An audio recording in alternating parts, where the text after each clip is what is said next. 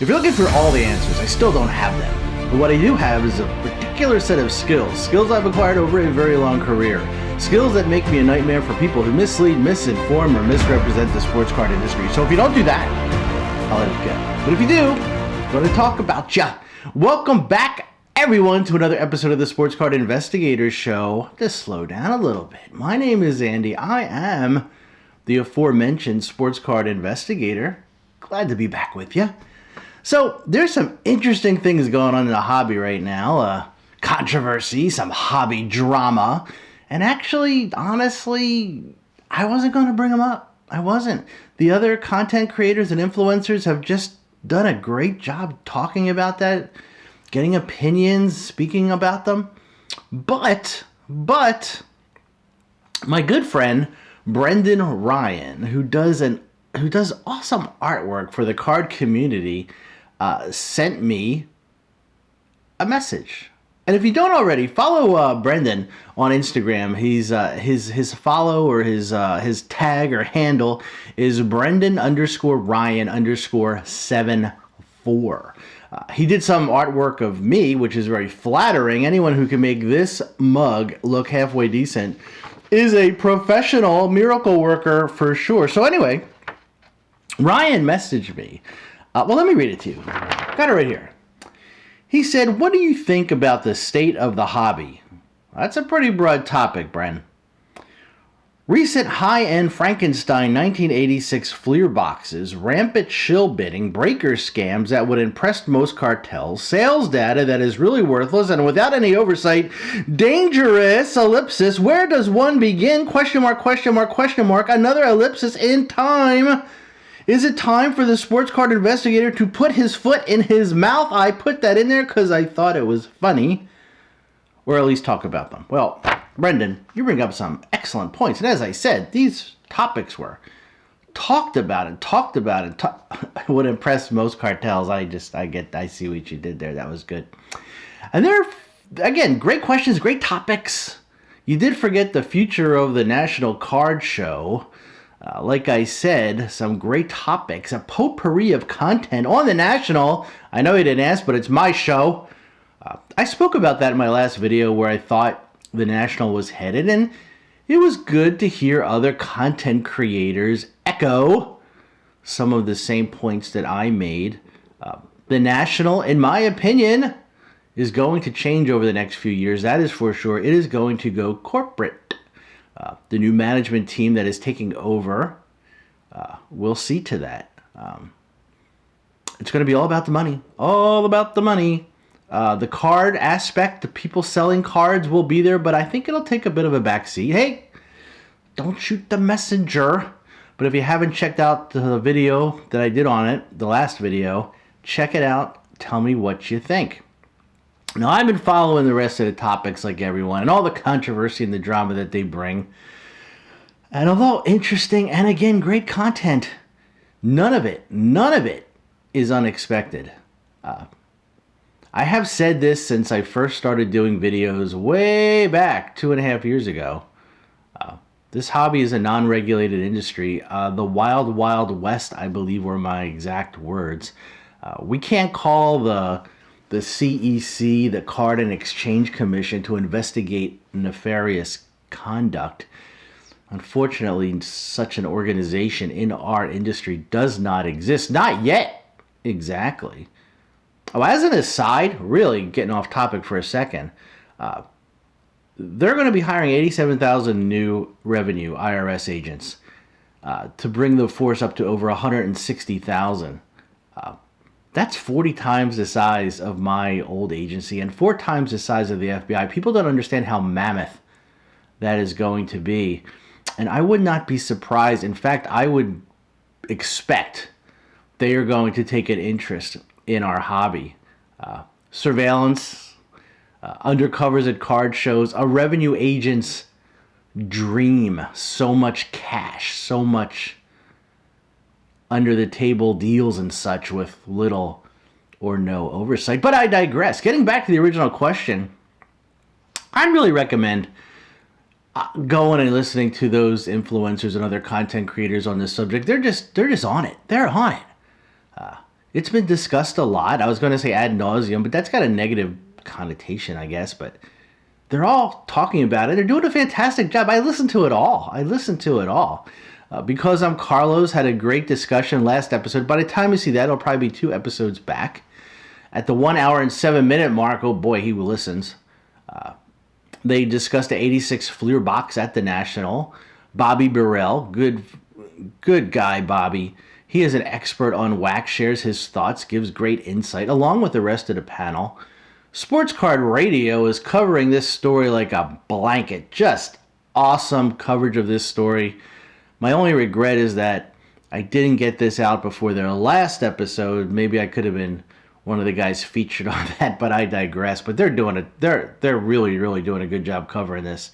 They're the ones that broke the story and just doing an excellent job. And most other content creators and influencers have expressed their opinion on this. But honestly, if you look at it in the grand scheme of things, although it does make for great content, great discussion, I don't think it matters much. It really doesn't. Not at this point. It just doesn't.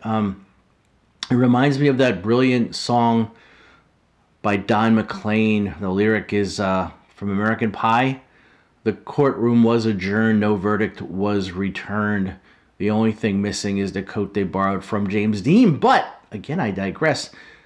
But there will be a verdict. And there are verdicts in these controversial topics.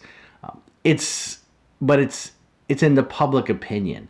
And again, I don't think anything's going to come of it other than a lot of people, rightfully so, because of the great content they're providing, getting clicks and views. And we can be upset, we can be angry, we can be frustrated, but at the end of the day, other than the sun going down, nothing is going to come of this. It's just not. It's just a distraction. It really is. It's happened before, it'll happen again. It's going to die down, it'll disappear be banished to the island of forgotten topics. In case you're wondering, that's right next to the island of misfit toys. These topics seem to be recreated or reincarnated as something else or something similar or the same thing that seems important at the time but ends up being non-consequential as the topics that came before and topics that will eventually follow. It's sad in a way, but that's what happens when you have an unregulated industry. That's my opinion. We can keep fighting windmills, but until we get some regulation, until people put their foot down, until people start doing things to make a difference, and that's not going to be us. It has to come in from a regulated type of industry. Nothing's going to happen. It's just content, and these things have happened before, and they'll happen again. And this isn't new to the hobby. Okay, so what do you say we talk about some cards? What? Whoa! Talk about cards on a card show. While back, a popular voice of the hobby posted on IG that Zion Williamson was up 30%, and now Zion, you didn't think this was going to be a Zion pump video, did you? Told us to sell. This same guy said that he was a buy in April, and now he's up 30%, so he's a sell. His reasoning, what I could gather, was a specific card, a Silver Prism PSA 9. So now I guess we're cherry picking cards. It's true, it works, but is it sound advice? Or is it more like day trading? I think it's short-sighted to think that way in this hobby. I guess 2 years ago it wasn't a bad idea, but we're in a different time now, and everything that was a buy one day was a sell the next, and people were making money, but it's different now, and everyone knows that. So here's my question to you guys. Is Zion Williamson, regardless of the type of card, as long as it's I would say as long as it's a rookie, but the type of card, you know what I mean, is he a buy, hold, or is he a sell? And how many of you guys even own his card? The facts are that Zion Williamson just signed a $230 million contract extension leading up to this season. He is going to get hype, and more hype. Now, hype shouldn't matter. There's no skill or predictive behavior in hype. Now, swag, that's another story.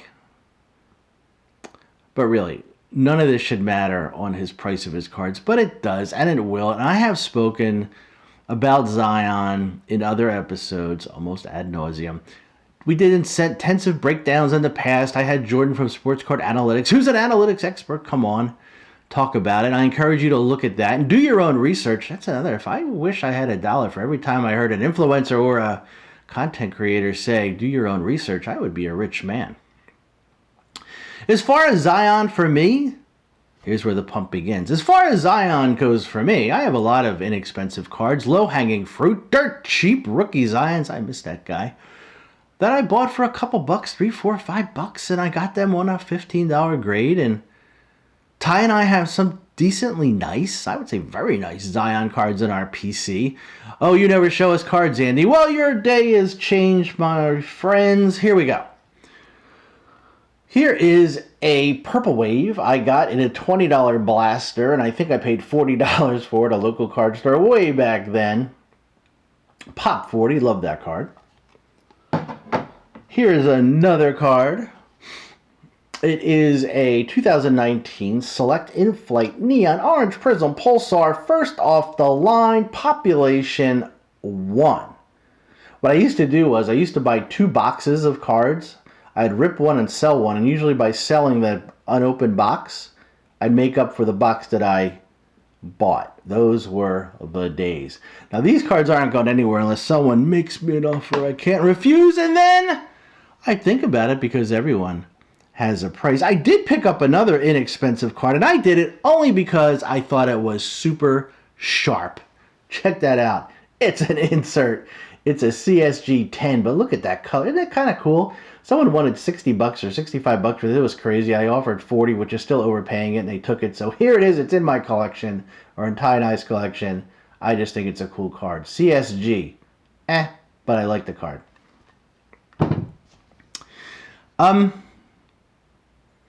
Again, I have a lot of Zions that I'll sell eventually, but for now, I'm not thinking of selling them.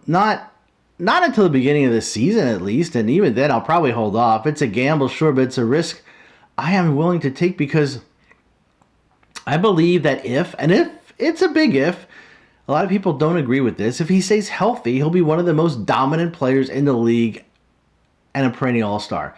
Now, if he stays healthy, that's a fact. That's a fact, and I'm willing to state that. But if he doesn't stay healthy, obviously all bets are off. In fact, just recently, I sent about 40 cards off to PSA on that $18 July National grade. A lot of inexpensive Zion and Ja, along with some cards I was just sitting on waiting for the right price point to grade. If they come back a 9 or 10, it'll produce a nice profit if and when I decide to sell. And like I said, I have a stack of Zion graded cards that were on that $15 grade that they're just waiting. You guys want transparency, you guys got transparency. And guess what? Not one chart mentioned. That's what I love to do. That's what Ty and I like to do. Speculate on young players, watch them develop. Are we right? Am I right all the time? Absolutely not, but I'm okay with this because that's kind of thing makes the hobby fun to me. And as I said, the influencer telling you to sell, and he told you to buy in April when he was up 30% on this Prism Silver. Now is the time to sell. One specific card, one specific price. But this is what happens when you have someone who bases a buy or a sell without looking at the big picture. Someone who doesn't know basketball, or at least that knowledge is not illustrated through reasoning. All hat, no cattle, all charts, no insight. Let the haters hate, I'm used to it, but that's my opinion. And that's a problem with a lot of the hobbies that pertains to active players. Charts. Is there a place for them? Absolutely. I use them to monitor card floors all the time. But performance is a big factor, especially when you are in the speculation game of young modern players. And there's a lot of guys that'll tell you sell your cards before the season starts, avoid injury, whatever it is. Now, back a year or two ago, that probably was the play because you could sell guys for a profit that didn't even make the team. They were cut, reduced role at the end of the bench. A lot of those guys, but when you're talking about a potential perennial all-star, someone as talented as Zion Williamson, I am willing to take a gamble and see how it plays out. If I'm wrong, I'm wrong. I can live with it. It's my decision, not someone else's. So there you have it. Kind of a different episode. I like it. It's a great episode, Andy. Well, thank you very much. I hope you enjoyed it. We're going to come back with more players, more profile. We'll see what you guys think. We'll look at the pros and cons, get to cards, get to this NBA season that's right around the corner. Exciting times.